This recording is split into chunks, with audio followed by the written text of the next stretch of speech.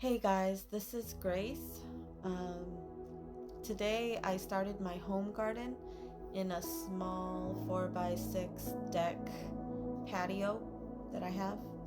And it didn't escape me that in the Bible there's a lot of, Jesus talks a lot about seeds and gardening, trees, a lot of parables and stories regarding the garden, and that Adam and Eve were in the garden. And I was just kind of reflecting on that as I was putting my pots and the plants together.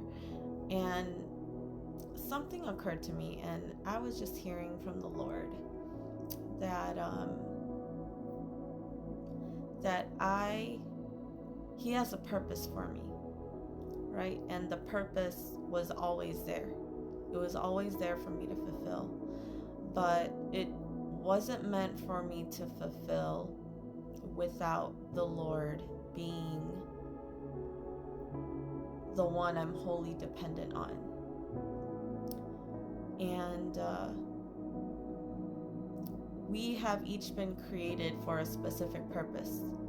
It's not the same purpose. It might be similar, similar to others, but it's not the same. It's not a coincidence that each human has a unique brain. And just like each seed, right? Each seed has its purpose. You can't change a basil seed to an oregano seed, or they say like a seed for an apple tree to an orange tree. Like if it's an apple tree, it's going to produce apples. If it's an orange tree, it's going to produce oranges.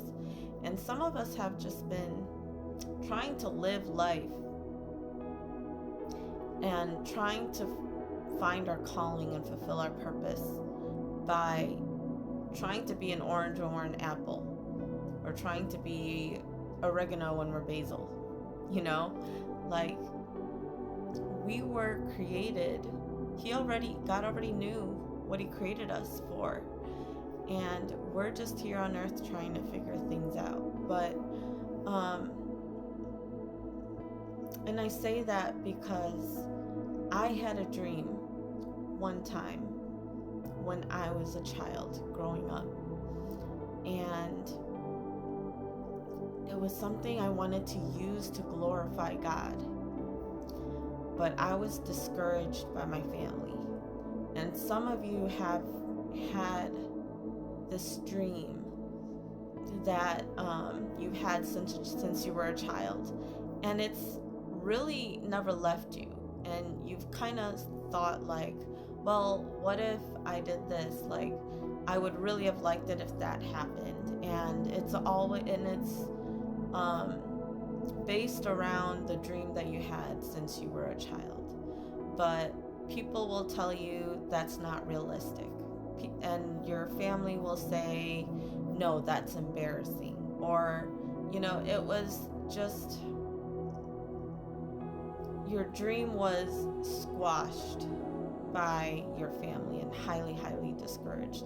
And it's to the point where you just know that if you pursued it, then they will have a heyday, and that you're going to hear a bunch of criticism. They're going to argue with you, mind you that you're an adult and you can make your own decisions.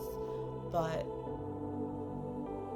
if you haven't let go of that dream, if it's something that you know that you still want to pursue, God still has it for you. I think spirit of rejection and condemnation, judgmentalism, and perfectionism, criticism, I believe it's very, very real. And we chose certain paths to please the people that we love.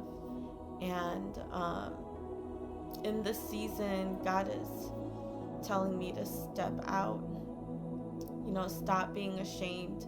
Don't be afraid of their rejection, because He's the one who accepts us. He's the one who moves in our hearts and our minds to prove to us, to show us that we are loved and that we are accepted. And I think that's something that I really struggle with, is that I am accepted by the Father, even if I don't do everything right, even if I don't behave right, even if I'm not portraying the perfect Christian. Like, I'm not condemned and I'm not rejected. As a matter of fact, I'm perfectly and wholly loved by the Father God in heaven. And He does not shame me, and He doesn't condemn me, and He doesn't lose His temper with me, and He doesn't with you either. And so just step out in faith. Step out in faith and pursue what the Lord is leading you to do. And for me, whatever I have to do, it just takes time and effort. It's not gonna cost me anything, but in terms of finances, but even if it does, if you know and receive confirmation that this is something you need to pursue, just take the next step. And God will provide wherever He leads you, He will provide for you. Make sure you get confirmation if it costs you money, but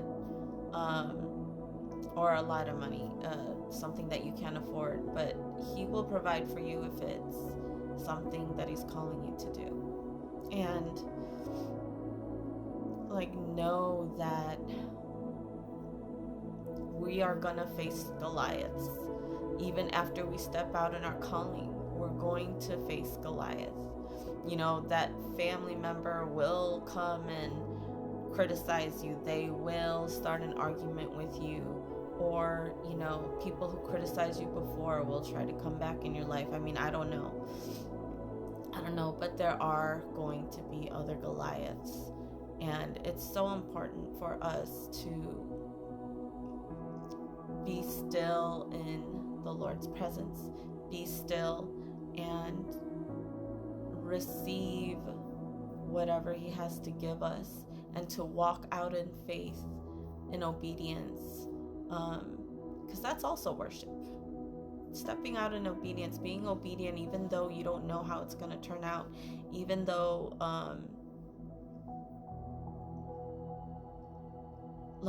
you don't believe that anything will come of it. It's worship to the Lord, because we trust in Him. He's the one, and He's not a man that He should lie. And whenever a word comes out of His mouth, it never comes back void.